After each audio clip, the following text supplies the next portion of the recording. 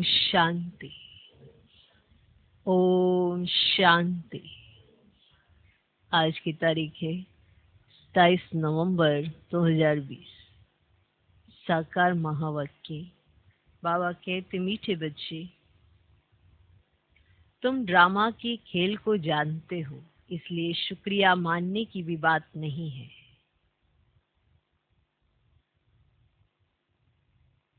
तुम ड्रामा के खेल को जानते हो, इसलिए शुक्रिया मानने की भी बात नहीं है। जैसे कृपा, आशीर्वाद, शुक्रिया, ऐसी ये सब चीजें आपको मांगनी नहीं है।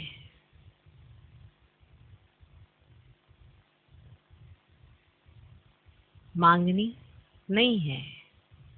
कृपा, आशीर्वाद, शुक्रिया, ये सब मांगना नहीं है।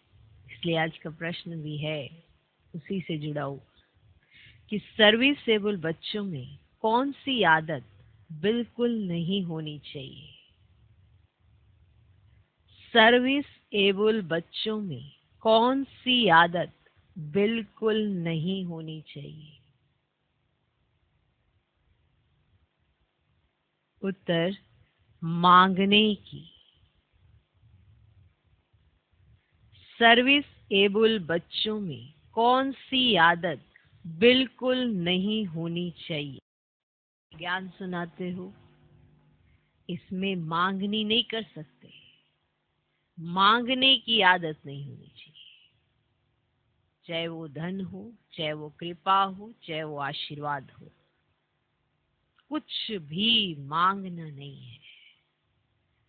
तुम्हें बाप से आशीर्वाद या कृपा आदि मांगने की जरूरत नहीं है।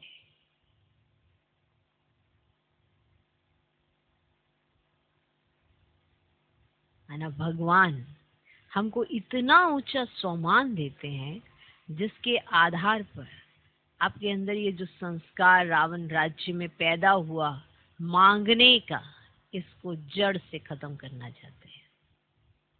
इसलिए भगवान ये भी नहीं चाहते कि तुम मेरे सामने भी मांग करो या कुछ भी मांगो, चाहे कृपा मांगो या आशीर्वाद मांगो, कुछ भी नहीं मांगो।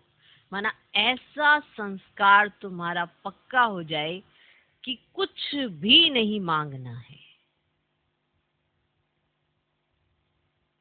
वंडरफुल है।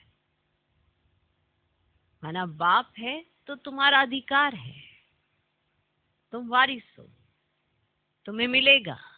बस अपने कर्म श्रेष्ठ बनाओ, इस पर अटेंशन दो, ना कि मांगने पर कि मुझ पर कृपा करो, मुझे सद्बुद्धि दो। नहीं, वो सद्बुद्धि के लिए समझ दे रहे हैं। उसी सद्बुद्धि से आप अपना आगे का मार्गदर्शन करो, अपना स्वयं मांगने से बराबर। माना ये संस्कार बाबा अपने बच्चों में नहीं देखना चाहते हैं। कौन सा? मांगने का। कुछ भी नहीं मांगना। तुम्हें बाप से आशीर्वाद या कृपा आदि मांगने की जरूरत नहीं है। इसके पीछे का भाव समझना, इसके पीछे का भाव समझना है। ये नहीं कि भंडारे में जाएंगे तो वहां से हमें अगर भोजन लेना है तो हमें भोजन नहीं मांगना है। इसके पीछे का भाव समझना। कई बार बच्चे भाव नहीं समझते हैं, सिर्फ शब्दों को पकड़ते हैं, जिसके आधार पर बाबा के महावाक्य क्लियर समझ नहीं आते हैं। अगर भाव समझ में आएगा तो आपको संस्कार भी अच्छी तरह से समझ में आएंगे कि कौन से संस्कार होने चाहिए और कौन से नहीं होने चाहिए। तुम्हें बाप से आशीर्वाद या कृपा आदि मांगने की जरूरत नहीं है। माना यहाँ पर बाप का भाव क्या है कि तुम्हें मुझसे आशीर्वाद जैसी चीजें, ऐसे नहीं कि भगवान मेरी बीमारी दूर करो, भगवान मुझे नौकरी दिला दो, भगवान मुझे धन दिला दो, भगवान हमारा घर बना दो, ऐसे नहीं। ये सब नहीं मांग सकते। तुम किसी से पैसा भी नहीं मांग सकते। जैसे कहीं कहते हैं अरे हमें तो सेंटर के लिए तो सेंटर बना रहे हैं ना, उसके लिए तो धन चाहिए। तुम किसी से पैसा भी नहीं मांग सकते, मांगने से मरना भला, है ना। ये संस्कार आज इस संगम पर अगर आपके अंदर आ गया तो वंडर हो जाएगा। संगम पर ये संस्कार अपना इतना पक्का कर लो कि पूरे कल्प में किसी से मांगने की दरकार ना पड़े। ये संस्कार डालना है अपने अंदर। इसीलिए कहा मांगने से मरना भला। तुम जानते हो ड्रामा अनुसार कल्प पहले जिन्होंने बीज बोया होगा वे बोएंगे, जिनको अपना भविष्य पद ऊंच बनाना होगा वे जरूर सहयोगी बनेंगे ना। आप किसी से कहें आप सहयोग दीजिए तो ये मांगना ही हो गया। आप ये बात याद रखिए कि ड्रामा प्लान अनुसार कल्प पहले भी जिन्होंने बीज बोया होगा, जिन्होंने अपना धन सफल किया होगा वो करेंगे। आपने मांगना नहीं है, आपके अंदर ये मांगने का संस्कार नहीं होना चाहिए। तो जिनको अपना भविष्य ऊंच पद बनाना होगा, पद ऊंच बनाना होगा तो वे जरूर सहयोगी बनेंगे। तुम्हारा काम है सर्विस करना। तुम किसी से कुछ मांग नहीं सकते। माना जैसे बाकी जगह आप देखते हैं ना, कोई चंदा लेने के लिए ऐसे करता है, कोई पर्ची कटवाता है, कोई नाम अपना कराने के लिए धन को सफल कराता है, कोई प्लेट लगवाता है, बहुत सारे ऐसे काम करते हैं। लेकिन आप इन सब से अलग है। यही सत्य का मार्ग है जहां पर बाप अपने बच्चों से 1 रुपया नहीं लेता है। ज्ञान रत्नों का मूल्य नहीं होता, वो अमूल्य है। इन ज्ञान रत्नों को बेचकर धन कमाना अपने आप में लज्जा की बात है। इसीलिए मांगने से मरना भला। ये धन अमूल्य है, इसका मूल्य नहीं लगाया जा सकता। इसीलिए इसके आधार से भी धन नहीं आना चाहिए। अगर किसी ने सफल करना होगा तो वो करेंगे, लेकिन आप ज्ञान धन बेच नहीं सकते, क्योंकि ये आपका नहीं है, ये परमात्म धन है। डायरेक्ट शिव बाबा से आप भी ले रहे हो, हम भी ले रहे हैं, सब ले रहे हैं। किसी का पर्सनल नहीं है जो कोई ये कहे कि ये मेरा अपना है। हम सर्विसेबल हैं, हम किसी से कुछ भी मांग नहीं सकते। भक्ति में मांगना होता, ज्ञान में नहीं। तो सर्विसेबल बच्चों में ये आदत बिल्कुल नहीं होनी चाहिए। हम सर्विस कर रहे हैं, सब सर्विस कर रहे हैं। आजकल सर्विस करने के तरीके बदल गए, सबको मालूम है। आजकल सोशल मीडिया पर अलग अलग तरीके से सर्विस हो रही है, लेकिन इसका मूल्य मत लगाना। इसलिए कई सोशल मीडिया पर उसके आधार पर भी धन कमाते हैं, पर ज्ञान धन का मूल्य लगाना नहीं चाहिए, क्योंकि ये तो आपका ज्ञान है ही। ज्ञान के सागर से आपको मिला है अपने लिए। जितना बांटोगे उतना बढ़ेगा, पर धन अगर कमाया तो घटेगा। तो हम सर्विसेबल अगर हैं तो किसी से भी धन नहीं मांग सकते और ना ही इसका मूल्य लगा सकते। यह अमूल्य है, इसीलिए इस ज्ञान धन से कमाई नहीं करनी चाहिए। यही तो सत्य का मार्ग है कि परमात्मा ने जब ज्ञान बांटा तो सबके लिए एक समान दिया। उसके आधार पर यही कहा कि इसके लिए किसी को 1 रुपया देने की जरूरत नहीं है, ये सबके लिए है। यहाँ पर आते हैं, कोर्स करते हैं, 1 रुपया नहीं लिया जाता। उसका कारण क्योंकि ये तो बेशकीमती है, ज्ञान का मूल्य नहीं है ना। आप आएंगे, ज्ञान धन लेंगे, आप भी तो अमूल्य बन जाएंगे। इसीलिए इस ज्ञान धन को आधार नहीं बनाना है धन का। बाप से ना तो कुछ मांगना है, ना ही इस ज्ञान धन का कोई मूल्य लेना है। अगर कोई यज्ञ में अपना सफल करना चाहे वो अलग बात है, लेकिन इसकी कीमत नहीं लगानी है। इसीलिए बाबा ने कहा, यही तो सत्य का मार्ग है। भगवान जब ज्ञान देता है तो सबके लिए देता है। गरीब और जास्ती उठाते हैं, उसका आधार क्या है? क्योंकि यहाँ पर धन नहीं लिया जाता है, ना ही कोई डिमांड की जाती है। जो इस तरह से सर्विस करता है वही नंबर 1 सर्विस कर रहा है। तो सर्विसेबल बच्चों में कौन सी आदत बिल्कुल नहीं होनी चाहिए? उत्तर, मांगने की। तुम्हें बाप से आशीर्वाद या कृपा आदि मांगने की जरूरत नहीं है। यहाँ पर बाबा हमारा सम्मान इतना ऊंचा उठाते हैं कि तुम्हें जब मुझसे कुछ मांगने की जरूरत नहीं है तो तुम किसी और से धन कैसे ले सकते हो? तुम किसी से पैसा भी नहीं मांग सकते। कहीं कहते हैं ना, धन की जरूरत है, इंतजार करें, जब समय उचित होगा या जितनी आपकी जरूरत होगी उस हिसाब से सब कुछ तैयारी हो जाएगी। लेकिन अगर आप यही सोचते रहेंगे इतना धन यहाँ से बटोरें वहां से बटोरें, ऐसा बाप ने कभी नहीं सिखाया है। तो तुम किसी से पैसा भी नहीं मांग सकते। मांगने से मरना भला। जिसकी ये धारणा हो जाएगी उसकी हुंडी तो अपने आप ही भरी रहेगी। क्या चाहिए? 2 रोटी, इतनी तो सबको मिल जाती है। बाकी की तृष्णाएं आसक्तियां तो बहुत होती हैं, उसके पिछाड़ी जाओगे तो हमेशा खाली हाथ रहोगे।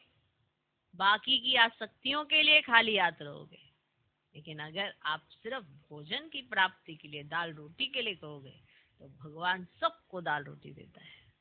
बाकी की आसक्तियां सबकी बढ़ी जाती हैं, बढ़ती जाती हैं। उसके चलते कोई अपने आप को भिखारी समझे या कुछ ऐसा समझे तो अलग बात है। उसके लिए भगवान को उलाने देते रहते हैं, लेकिन वो आसक्तियों के उलाने देते हैं। बाकी दाल रोटी तो सबको मिलती है। ठीक, तो मांगने से मरना भला। तुम जानते हो ड्रामा अनुसार कल पहले जिन्होंने बीज बोया होगा वे बोएंगे। जिनको अपना भविष्य पद ऊंच बनाना होगा वे जरूर सहयोगी बनेंगे। तुम्हारा काम है सर्विस करना। तुम किसी से कुछ मांग नहीं सकते। भक्ति में मांगना होता, ज्ञान में नहीं। आज का गीत है, मुझको सहारा देने वाले तेरा शुक्रिया। ये गीत है। माना हम भगवान को कहते हैं, भगवान तूने मुझे सहारा दिया, तेरा शुक्रिया। लेकिन हम उसकी संतान हैं, हम इसमें शुक्रिया कह नहीं सकते। भगवान इतना ऊंचा तुम्हें उठाता है कि अगर बार बार में तुम यही कहोगे कि मुझको सहारा दिया तेरा शुक्रिया, तो सिर्फ शब्दों के रह जाएंगे। दिल से शुक्रिया करना है तो जो बाप कहे वो करके दिखाओ, उसे कहते हैं शुक्रिया। नहीं तो शब्दों का शुक्रिया तो बार बार करोगे लेकिन प्रैक्टिकल नहीं कर पाओगे। और आपको नाज होना चाहिए अपने भाग्य पर कि हमें क्या मिल गया है। हमें जब भगवान मिल गया तो दिल से शुक्रिया जो निकलता है वो बाप तक पहुंचता है। और अगर शब्दों में कहोगे तो प्रैक्टिकल नहीं ला पाओगे, क्योंकि आप सोचोगे कि शब्दों में तो कह दिया, चलो भगवान का हिसाब किताब पूरा कर दिया। भक्ति मार्ग में तो यही होता है, कुछ हुआ, हाँ जी भगवान तेरा शुक्रिया, बस ऐसे कह के और फिर सारा दिन भगवान का कहना नहीं मानते हैं। और हमें क्या करना है? उस बाप का कहना मानना है और फिर दिल से निकलेगा शुक्रिया। वो क्योंकि हम अपने भाग्य को जानते हैं, क्योंकि भगवान अपने साथ है। तो बार बार कहने की जरूरत नहीं पड़ती है। ना ही भगवान चाहता है कि तुम बार बार शुक्रिया करो, बस इतना चाहता है कि तुम उन्हें पहचान जाओ और उनके द्वारा मिले हुए भाग्य को पहचान जाओ और फिर दिल से निकलता है शुक्रिया। ओके, ओम शांति। ये बच्चों के अंदर से शुक्रिया अक्षर बाप टीचर गुरु के लिए नहीं निकल सकता, क्योंकि बच्चे जानते हैं ये खेल बना हुआ है, शुक्रिया आदि की बात नहीं है। तो आज जिस शुक्रिया शब्द के लिए भगवान कहना चाह रहे हैं वो ये कि सिर्फ मुंह से शुक्रिया नहीं, दिल से ये महसूसता होनी चाहिए कि कौन मेरा है और किसने आकर मुझे अपना बनाया। तो उसके लिए बारंबार ऐसे मुख से शुक्रिया कहने की जरूरत नहीं है, दिल से ये चीजें समझ में आ जानी चाहिए। तो यहाँ पे शुक्रिया शब्द का भाव ये है। इसीलिए अगर एक बार शुक्रिया करोगे, बाबा तेरा शुक्रिया, टीचर तेरा शुक्रिया, सतगुरु तेरा शुक्रिया, बस हो गया खत्म, पाठ खत्म। और फिर कहोगे कि बाबा मुझ पे आशीर्वाद करो, फिर कहोगे बाबा मुझ पे कृपा करो, फिर पाठ शुरू सेकंड, फिर वही देह और देह की दुनिया, जिसके चलते और डिमांडें शुरू हो जाएंगी, और उस डिमांड के चलते ही भगवान को देखना शुरू करेंगे। भगवान को अगर देखना है तो अपने आप को देखो, हम उसी की संतान हैं, बाकी सब आत्माएं तो पाठधारी हैं, आपके साथ पार्ट प्ले कर रही हैं, है तो उसी के नहीं हम सब कुछ। तब समझ में आएगा ये शुक्रिया शब्द आज बाबा किस लिए कह रहे हैं, वरना कई बार ना समझ में नहीं आता। इसलिए कभी बाबा कहते हैं दिल से शुक्रिया करो, कभी कहते हैं शुक्रिया ना करो, तो कईयों को कंट्रास्ट भी समझ नहीं आता कि वो कब शुक्रिया करो कब शुक्रिया ना करो। कई बार हम भक्ति मार्ग की तरह शुक्रिया शुक्रिया शुक्रिया करते रहते हैं और दिल से महसूस नहीं करते कि हमारा बाप हमारे लिए क्या कर रहा है। तो बाबा कई बार न्यारे होकर ये कहते हैं, ये तो खेल है, ये तो ड्रामा है, मेरा कोई पार्ट नहीं है, मेरा तो ये मैंने बजाना ही था। आप समझ कि बाबा क्या कहना चाहते हैं कि भक्ति मार्ग की तरह मत चलना, ज्ञान मार्ग की तरह समझ से चलना। तो तुम दिल से जब भाग्य पर नाश करके शुक्रिया बोलोगे ना, तब सही मायने में शुक्रिया के महत्व को समझ पाओगे। वरना भक्ति मार्ग की रस्मों के हिसाब से तेरा शुक्रिया तेरा शुक्रिया तेरा शुक्रिया ऐसे करते करते गलतियां करते जाएंगे। आई बात समझ में? ये बात जल्दी से समझ नहीं आएगी कि कभी तो बाबा मुरली में कहते हैं शुक्रिया करो और कभी कहते हैं शुक्रिया ना करो। तो इस भाव को समझने के लिए पहले बाप के भाव को समझो, फिर आपको समझ में आएगा कि बाबा ने ऐसा क्यों कहा है कि बच्चों को इतना ऊंचा उठा दूं कि उन्हें ये समझ में आ जाए कि भक्ति मार्ग की तरह शुक्रिया शुक्रिया शुक्रिया शुक्रिया मत करते रहना, उस चीज को फील भी करो। इसीलिए बाबा कई बार कहते हैं ये तो खेल है, ये तो ड्रामा में नूंद थी, मेरा तो कोई पार्ट नहीं है, आके सुनाना मेरा पार्ट था, मैंने सुना दिया, बस मैं चला। माना बाबा इन्वॉल्व नहीं हो रहे हैं, न्यारे हैं और न्यारे रह के आपको शुक्रिया का पाठ पढ़ा रहे हैं। और फिर लास्ट में बताएंगे कि शुक्रिया कहाँ से निकलना चाहिए। लेकिन इस चीज को समझने के लिए दिल से बाबा के साथ जुड़ा होना बड़ा जरूरी है। कई बार हम ना ऐसे पढ़ लेते हैं, तुम ड्रामा के खेल को जानते, इसलिए शुक्रिया मानने की भी बात नहीं है। अरे वाह बाबा, आपने तो हमारे शुक्रिया शब्द को भी ऐसे कह दिया कि तुझे जरूरत नहीं है शुक्रिया बोलने की। इस तरह से ले लेते हैं और ये नेगेटिव रूप में ले लेते हैं। लेकिन आप भाव समझना कि भगवान क्या कहना चाहते हैं। भक्ति मार्ग की रस्में नहीं चाहिए, ज्ञान मार्ग की समझ चाहिए। क्लियर? ये बच्चों के अंदर से शुक्रिया अक्षर बाप टीचर गुरु के लिए नहीं निकल सकता, क्योंकि बच्चे जानते हैं ये खेल बना हुआ है, शुक्रिया आदि की बात नहीं है। ये भी बच्चे जानते हैं ड्रामा अनुसार। ड्रामा अक्षर भी तुम बच्चों की बुद्धि में आता है, खेल अक्षर कहने से ही सारा खेल तुम्हारी बुद्धि में आ जाता है। गोया स्वदर्शन चक्रधारी तुम आप ही बन जाते हो। तीनों लोक भी तुम्हारी बुद्धि में आ जाते हैं, मूल वतन, सूक्ष्म वतन, स्थूल वतन। ये भी जानते हो अब खेल पूरा होता है। बाप आकर तुमको त्रिकालदर्शी बनाते हैं, तीनों कालों तीनों लोकों आदि मध्य अंत का राज समझाते हैं। काल समय को कहा जाता है। ये सब बातें नोट करने बिगर याद नहीं रह सकते। तुम बच्चे तो बहुत पॉइंट्स भूल जाते हो, तो ये सब बातें नोट करने बिगर याद नहीं रह सकती। तुम बच्चे तो बहुत पॉइंट्स भूल जाते हो। ड्रामा के ड्यूरेशन को भी तुम जानते हो। तुम त्रिनेत्री त्रिकालदर्शी बनते हो, ज्ञान का तीसरा नेत्र मिल जाता है। सबसे बड़ी बात है कि तुम आस्तिक बन जाते हो, नहीं तो निधन के थे। ये ज्ञान तुम बच्चों को मिल रहा है। स्टूडेंट की बुद्धि में सदैव नॉलेज मंथन होती है, ये भी नॉलेज है ना। ऊंच से ऊंच बाप ही नॉलेज देते हैं ड्रामा अनुसार। ड्रामा अक्षर भी तुम्हारे मुख से निकल सकता है, सो भी जो बच्चे सर्विस पर तत्पर रहते हैं। अभी तुम जानते हो हम आर्फन थे, अब बेहद का बाप धनी मिला है तो धन के बने हैं। पहले तुम बेहद के आर्फन थे। बेहद का बाप बेहद का सुख देने वाला है, और कोई बाप नहीं जो ऐसा सुख देता हो। नई दुनिया और पुरानी दुनिया, ये सब तुम बच्चों की बुद्धि में है, परंतु औरों को भी यथार्थ रीति समझाए, इस ईश्वरीय धंधे में लग जाए। हर एक के सर्कमस्टांस अपने अपने होते हैं। हर एक के सर्कमस्टांस अपने अपने होते हैं। समझा भी वह सकेंगे जो याद की यात्रा में होंगे। याद से बल मिलता है ना। बाप है ही जोहरदार तलवार। तुम बच्चों को जोहर भरना है। योग बल से विश्व की बादशाही पाते हो। योग से बल मिलता है, ज्ञान से नहीं। बच्चों को समझाया है नॉलेज सोर्स ऑफ इनकम है। योग को बल कहा जाता है। रात दिन का फर्क है। अब योग अच्छा या ज्ञान अच्छा? योग ही नामी ग्रामी है।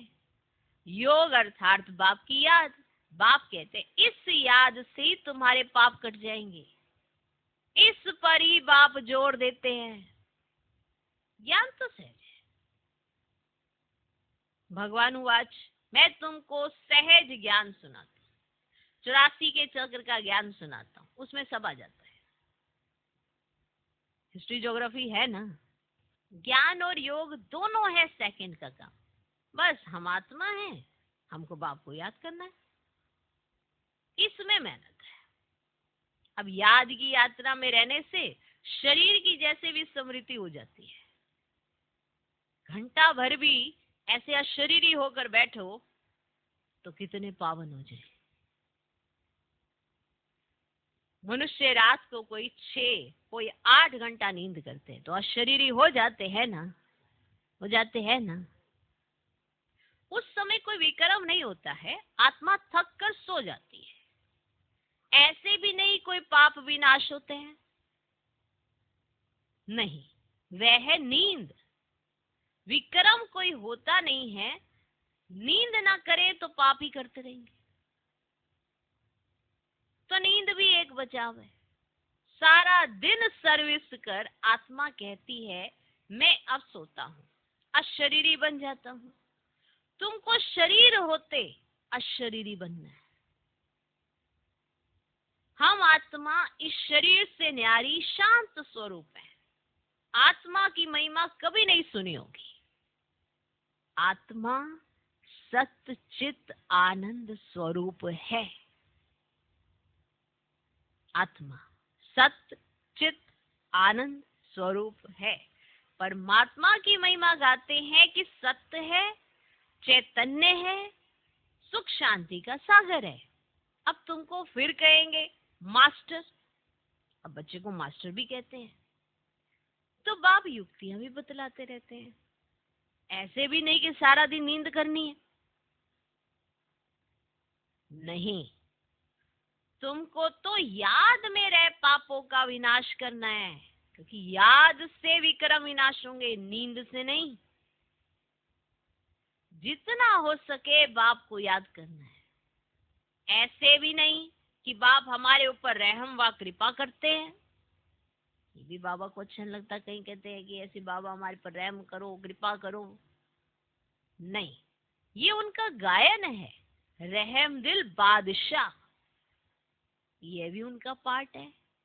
तमो प्रधान से सतो प्रधान बनाना। अब भक्त लोग महिमा गाते हैं।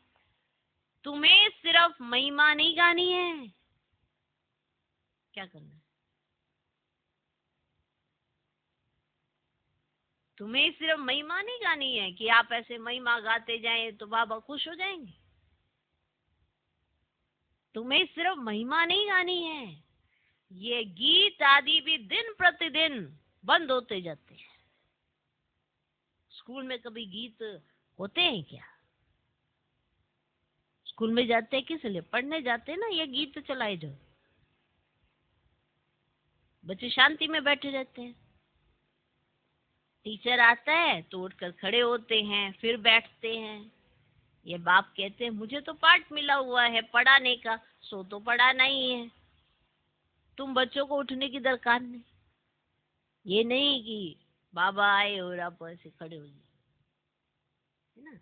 आत्मा को बैठ सुनना है, तुम्हारी बात ही सारी दुनिया से न्यारी है। बच्चों को कहेंगे क्या तुम उठो, बच्चों को कहेंगे क्या कि तुम उठो, नहीं। वे तो भक्ति मार्ग में करते या नहीं, या नहीं करते, है ना। कहना मानेंगे नहीं, उठेंगे बैठेंगे, उठेंगे बैठेंगे, उससे क्या फायदा। बाप सिर्फ इतना चाहते हैं कि बच्चे मेरा कहना, बस उनकी उन्नति होनी है। ऐसे ये उठना बैठना बाबा कहते ये भक्ति मार्ग में करते या नहीं करते। बाप तो खुद उठकर नमस्ते करते हैं। सोचो कितना मान कितना सम्मान भगवान देते हैं। स्कूल में अगर बच्चे देरी से आते हैं तो टीचर या तो रूल लगाएंगे या बाहर में खड़ा कर देंगे, इसलिए डर रहता है टाइम पर पहुंचने का। यहाँ तो डर की बात ही नहीं, बाप समझाते रहते हैं, मुरलियां मिलती रहती है, वे रेगुलर पढ़नी है। मुरली पढ़ो तो तुम्हारी प्रेजेंट मार्क पड़े, तुम प्रेजेंट हो मन, नहीं तो एब्सेंट पड़ जाएगी। क्योंकि बाप कहते हैं तुमको गुये गुये बातें सुनाता हूँ, तुम अगर मुरली मिस करेंगे तो वह पॉइंट्स मिस हो जाएगी। यह है नई बातें जो दुनिया में कोई नहीं जानते। तुम्हारे चित्र देखकर ही चकित हो जाते हैं, कोई शास्त्रों में भी नहीं है, भगवान ने चित्र बनाए थे। तुम्हारी ये चित्रशाला है नहीं, ब्राह्मण कुल के जो देवता बनने वाले होंगे ना, उनकी बुद्धि में ही बैठेगा, कहेंगे यह तो ठीक है। कल्प पहले भी हमने पढ़ा था, जरूर भगवान पढ़ाते हैं। भक्ति मार्ग के शास्त्रों में पहले नंबर में गीता ही है, क्योंकि पहला धर्म ही है। फिर आधा कल्प के बाद उसके भी बहुत पीछे दूसरे शास्त्र बनते हैं। पहले इब्राहिम आया तो अकेला था, अकेला है। फिर 1 से 2, 2 से 4 हुए। जब धर्म की वृद्धि होते होते 1,00,000 1,50,000 हो जाते ना, तो शास्त्र आदि बनते हैं। उनके भी आधा समय बाद ही बनते होंगे, हिसाब किया जाता है ना। अब बच्चों को तो बहुत खुशी होनी चाहिए, बाप से हमको वर्षा मिलता है। तुम जानते हो बाप हमको सारा ज्ञान सृष्टि चक्र का समझाते हैं। अब ये है वेद की हिस्ट्री ज्योग्राफी। अब सबको बोलो यहाँ वर्ल्ड की हिस्ट्री ज्योग्राफी समझाई जाती है, जो और कोई सिखला ना सके।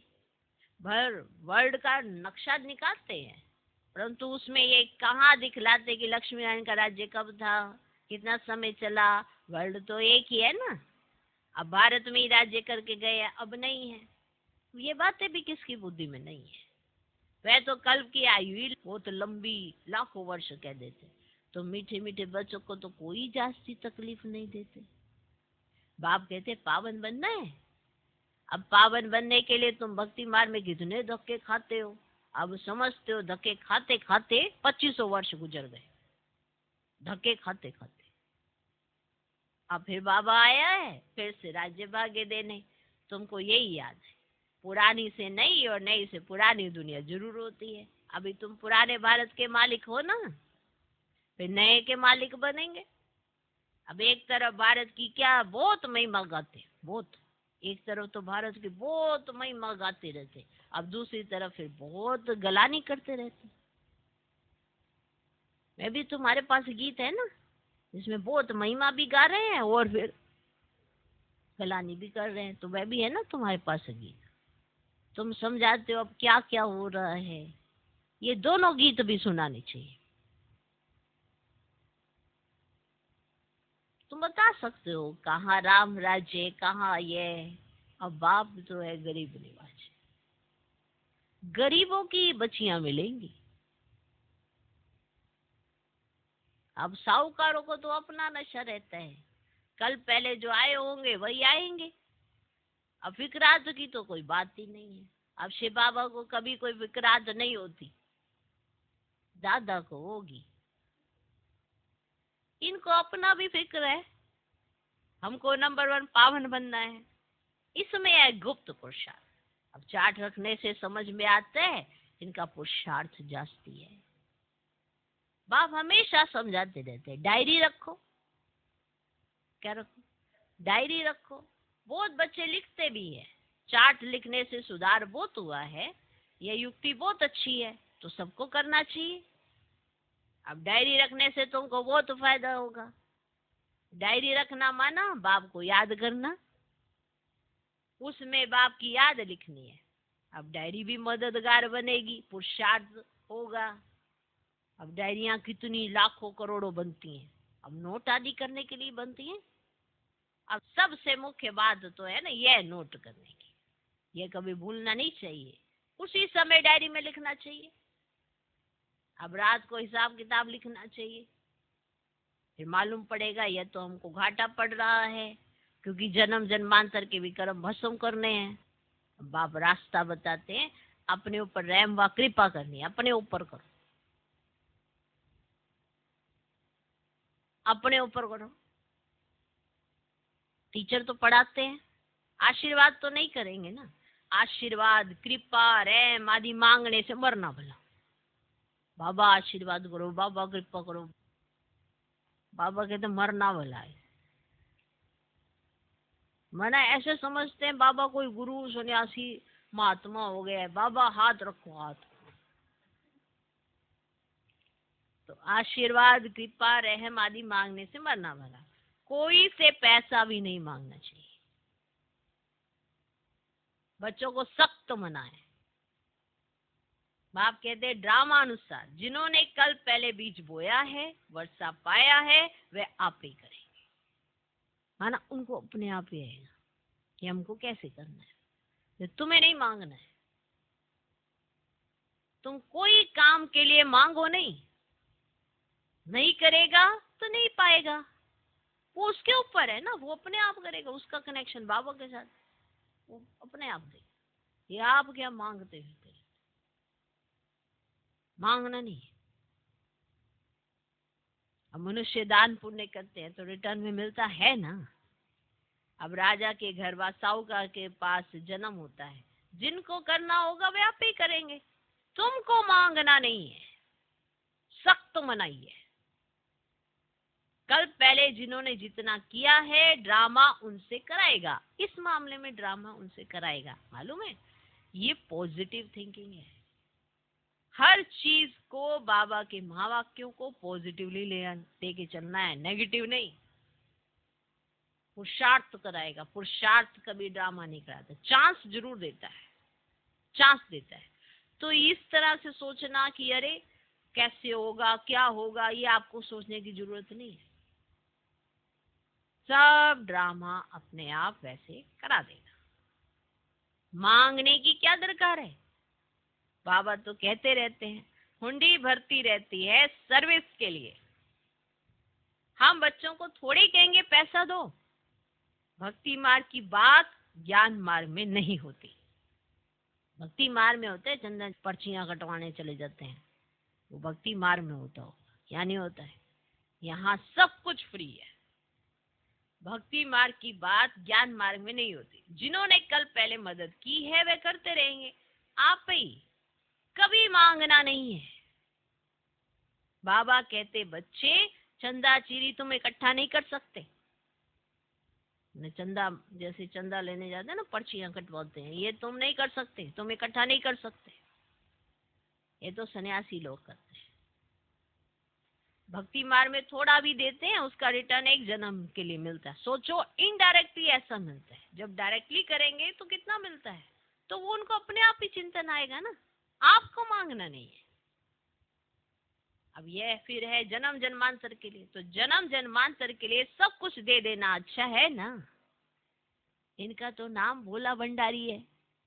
तुम पुरुषार्थ करो तो विजय माला में पिरोए जा सकते हो। भंडारा भरपूर, काल कंटक दूर है,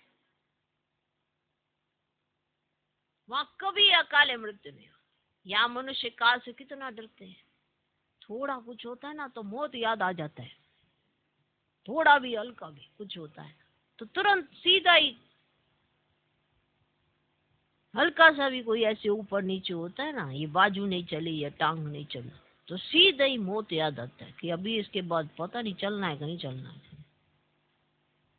सीधा ही मौत एकदम खटिया ही याद आती है उन्हें। तो भंडारा भरपूर, काल कंटक दूर। अब भंडारा कौन सा होता है? दाल चावल से भंडारा कहते हैं। और दूसरा कौन सा होता है? ज्ञान रतन, जिससे बुद्धि मिलती है, उसे कहते हैं समझ। ये दो होते हैं भंडारे। एक है पेट के लिए दाल चावल और बुद्धि के लिए ज्ञान रतन, बस और कुछ नहीं चाहिए। काल कंटक दूर, जिसके संगम पर ये दोनों भरपूर, उसके पास काल आता ही नहीं, दूर दूर रहता है। तो तुम पुरुषार्थ करो तो विजय माला में पिरोए जा सकते हो। भंडारा भरपूर, काल कंटक दूर है। वहाँ कभी अकाले मृत्यु नहीं होती। यहाँ मनुष्य काल से कितना डरते हैं, थोड़ा कुछ होता है ना तो मौत याद आ जाता है। वहाँ ये ख्याल ही नहीं, तुम अमरपुरी में चलते हो। ये छीछी मृत्यु लोक है। भारत ही अमर लोक था, अब मृत्यु लोक है। तुम्हारा आधा कल्प बहुत छीछी पास हुआ है। जो आधा कल्प पास किया है ना आपने, वो बहुत छीछी पास हुआ है। नीचे गिरते आए हो। जगन्नाथपुरी में बहुत गंदे गंदे चित्र हैं। बाबा तो अनुभवी है ना, चारों तरफ घुमा हुआ है, गोरे से सांवरा बना है, गांव में रहने वाला था। वास्तव में ये सारा भारत गांव है। तुम गांव के छोरे हो। अब तुम समझते हो विश्व के मालिक बनते। ऐसे मत समझना हम तो बॉम्बे में रहने वाले हैं। बॉम्बे भी स्वर्ग के आगे क्या है? कुछ भी नहीं, एक पत्थर भी नहीं। हम गांव के छोरे निधन के बन गए हैं, अब फिर हम स्वर्ग के मालिक बन रहे हैं, तो खुशी रहनी चाहिए। नाम ही है स्वर्ग। कितने हीरे जवाहरात महलों में लगे रहते हैं। सोमनाथ का मंदिर ही कितना हीरे जवाहरातों से भरा हुआ था। पहले पहले शिव का मंदिर ही बनाते हैं, अब कितना साहूकार था।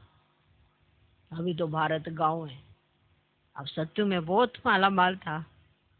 ये बातें दुनिया में तुम्हारे सिवाय कोई भी नहीं जानते। अब ये बातें दुनिया में तुम्हारे सिवाय कोई भी नहीं जानते। तुम कहेंगे कल हम बादशाह थे, आज फकीर हैं, फिर विश्व के मालिक बनते हैं। तुम बच्चों को अपने भाग्य पर शुक्रिया मानना चाहिए। अपने भाग्य पर शुक्रिया मानना चाहिए। हम पद्मा पदम भाग्यशाली हैं। तो शुक्रिया कहाँ नहीं मानना चाहिए, कहाँ मानना चाहिए, इसका भाव भी हर एक बच्चे को स्पष्ट होना चाहिए कि शुक्रिया का महत्व क्या है। भक्ति मार्ग में सिर्फ शब्दों का शुक्रिया मानते हैं, ज्ञान मार्ग में प्रैक्टिकल जीवन का उदाहरण देकर, अपने भाग्य को देखकर दिल से शुक्रिया मानते हैं। तब एहसास होता है कि हम पद्मा पदम भाग्यशाली हैं। और वो नशा आंखों में नजर आता है कि इनको अपने भाग्य पर नाज है कि हमें मिला कौन है। और भक्ति मार्ग में आंखों में वो नशा नहीं होता जो ज्ञान मार्ग में है। क्योंकि ज्ञान मार्ग में सही समझ से हमें मालूम चला है कि शुक्रिया किस बात का मानना है और किस बात पे हमें शुक्रिया शुक्रिया सिर्फ ऐसे नहीं कहना है, प्रैक्टिकल अपने जीवन से देखना है कि भगवान ने हमें क्या क्या दे दिया है। हम उनकी संतान हैं। इसका नशा जितना आपको चढ़ेगा, उतना ही उनके गुण, उनकी शक्तियां, उनके कर्तव्य आपके जीवन में भी प्रत्यक्ष दिखाई देंगे। तब दिल से निकलेगा शुक्रिया कि हम कितने पद्मा पद्म भाग्यशाली हैं। ये वाला शुक्रिया बनना है। अच्छा, मीठे मीठे सिकिलधे बच्चों प्रति माता पिता बाप दादा का याद प्यार और गुड मॉर्निंग। रूहानी बाप की रूहानी बच्चों को नमस्ते। हम रूहानी बच्चों की भी रूहानी बाप को नमस्ते नमस्ते नमस्ते। Good morning good morning good morning. धारणा के लिए मुख्य सार पहला पॉइंट, विकर्मों से बचने के लिए इस शरीर में रहते अशरीरी बनने का पुरुषार्थ करना है। विकर्मों से बचने के लिए इस शरीर में रहते अशरीरी बनने का पुरुषार्थ करना है। याद की यात्रा ऐसी हो जो शरीर की विस्मृति हो जाए। याद की यात्रा ऐसी हो जो शरीर की विस्मृति होती जाए। दूसरा पॉइंट, ज्ञान का मंथन कर आस्तिक बनना है। ज्ञान का मंथन कर आस्तिक बनना है।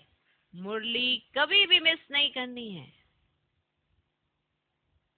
मुरली कभी भी मिस नहीं करनी है। अपनी उन्नति के लिए डायरी में याद का चार्ट नोट करना है। अपनी उन्नति के लिए डायरी में याद का चार्ट नोट करना है। चार्ट होता है, आज मेरे व्यस्त संकल्प चले, आज मैंने में कौन सा दिव्य गुण की कमी थी, आज मैंने कितने बजे उठी, आज मैंने याद की यात्रा कितना बजे की। ये होता है चार्ट जो आपका अपने लिए होता है, जिसको आपको फिर जाके झांक के चेक भी करना चाहिए कि मैंने 3 दिन से क्या किया। जब तक चार्ट को पीछे चेक नहीं करोगे तो आगे कैसे उन्नति होगी। आज का वरदान, नॉलेज रूपी चाबी द्वारा भाग्य का अखुट खजाना प्राप्त करने वाले माला माल भव। संगम युग पर सभी बच्चों को भाग्य बनाने के लिए नॉलेज रूपी चाबी मिलती है। ये चाबी लगाओ और जितना चाहे उतना भाग्य का खजाना लो। चाबी मिली और माला माल बन गए। जो जितना माला माल बनते हैं उतना खुशी स्वतः रहती है। ऐसे अनुभव होता है जैसे खुशी का झरना अखुट अविनाशी बहता ही रहता है। ऐसे अनुभव होता है जैसे खुशी का झरना अखुट अविनाशी बहता ही रहता है। वे सर्व खजानों से भरपूर माला माल दिखाई देते हैं। उनके पास किसी भी प्रकार की अप्राप्ति नहीं रहती। उनके पास किसी भी प्रकार की अप्राप्ति नहीं रहती। आज का स्लोगन, बाप से कनेक्शन ठीक रखो तो सर्व शक्तियों की करंट आती रहेगी। बाप से कनेक्शन ठीक रखो तो सर्व शक्तियों की करंट आती रहेगी। ओम शांति।